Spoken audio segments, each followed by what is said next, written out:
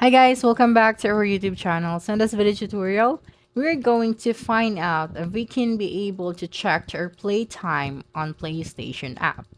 Okay, so when we open our PlayStation app, we would be able to see the main page of our application.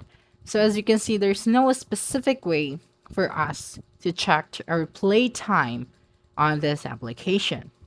But when we go to our PlayStation 5, click on your icon at the top right corner of the homepage and go to your profile to access your library. You can see the amount of time you have spent on each title you own in your PlayStation account.